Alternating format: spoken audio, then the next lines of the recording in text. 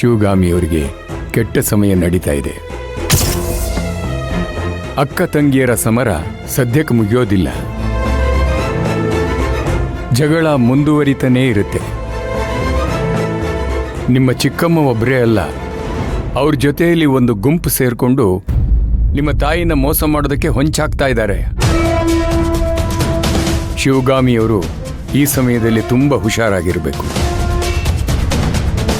ಮನೆಯಲ್ಲಿ ಏನಾದರೂ ಅಪಶಕುನಗಳು ಆಗ್ತಾ ಇದೆಯಾ?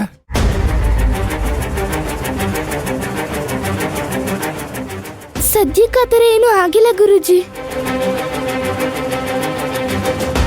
ಹಾಗೇನಾದರೂ ಆದಾಗ ಮನೆಯಲ್ಲಿ ಯಾರಾದರೂ ದೊಡ್ಡವರನ್ನ ಕರ್ಕೊಂಬರ್ಬೇಕು. ನೀನೊಬ್ಬಳೇ ಬರಬೇಡ, ಅಥವಾ ಫೋನ್ ಮಾಡಿದ್ರೆ ನಾನೇ ಮನೆಗೆ ಬರ್ತೀನಿ. ಆಯ್ತು ಗುರೂಜಿ, ನಾನೇನು ಬರ್ತೀವಿ. ಒಬ್ಬಳೇ ಮನೆಗೆ ಹೋಗ್ತಾ ಇದೀಯಾ? ನಾನು ಬಂದು ಮನೆಗೆ ಬಿಟ್ಟು ಬರಲಾ? ಬೇಡ, ನಾನು ಆಟೋದಲ್ಲಿ ಹೋಗ್ತೀನಿ. ಹುಷಾರಾಗಿ ಹೋಗ್ಬಾಮ್ಮ. ಒಳ್ಳೇದಾಗಲಿ.